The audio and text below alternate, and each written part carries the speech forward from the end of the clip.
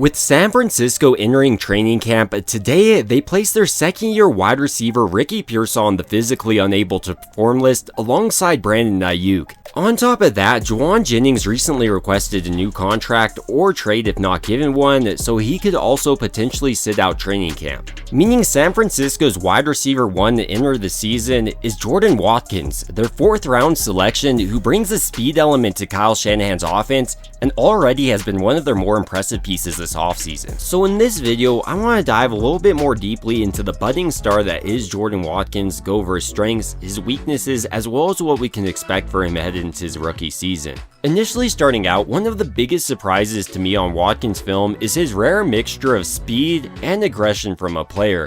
When you watch him go up and trying to attack balls over the middle, for instance, he possesses great playing strength, routinely is able to snag the ball and bring it down. And once he does get the ball in his hands in open field, he plays like a running back. You'll routinely see him break tackles and show off phenomenal contact balance. And while he is a little bit undersized, coming in right around 5'11", so it doesn't have that prototypical length, we've already seen players like Deebo Samuel have a lot of success in Kyle Shanahan's offense. And I think for Watkins, we're going to see a lot of packages, whether that be like a little bubble screen, jet sweep, or maybe even line him up in the backfield.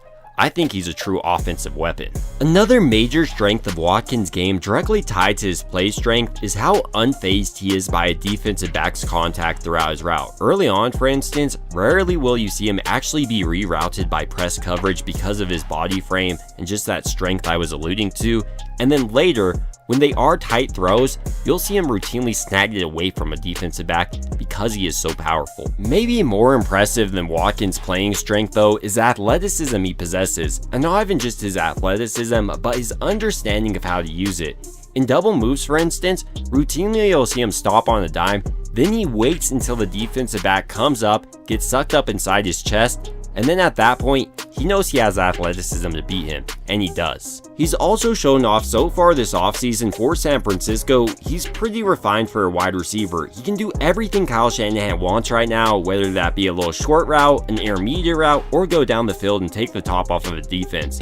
Watkins does look like a special wide receiver. Another thing Watkins does a nice job of in his routes is keeping the defensive back on his heels. He's not just coming at him in the same exact way in his releases. Sometimes he'll use like a little hezzy move, or sometimes he'll just use his 4.37 speed to run right by you. And once in the open field, it's really hard for a quarterback to overthrow him. He does an excellent job with his ball tracking, and routinely you'll see him go ahead and chase down a ball that might have been a little bit overthrown or slow down to a ball that's underthrown. Maybe more importantly for Watkins early on in his career than any type of pass catching or route running he does though is blocking for San Francisco. You won't see the rock if you can't block, as the saying goes. But luckily for Watkins, I'm sure he's been hearing that for years now, as Lane Kiffin was his head coach at Ole Miss, and one of his points of emphasis for all of his wide receivers is the ability to block, and because of Watkins' stature, he's excellent here. The final real strength of Watkins I want to mention before moving on to his weaknesses is the versatility he'll offer San Francisco. And I'm not just talking as a wide receiver, but as a return specialist. During his collegiate career, he was one of the better punt return specialists, so for Brant Boyer, he should be competing for at least the punt return duties and potentially the kickoff return duties. And when you look at his athleticism, he's a perfect fit there. But now, we need to talk about the reasons why Watkins may struggle at the next level, with probably the biggest just being his lack of length. He's not the tallest wide receiver, coming in at 5'11", and he also has shorter arms, so he needs to be thrown a ball within his catch radius, and it's not that big of a catch radius.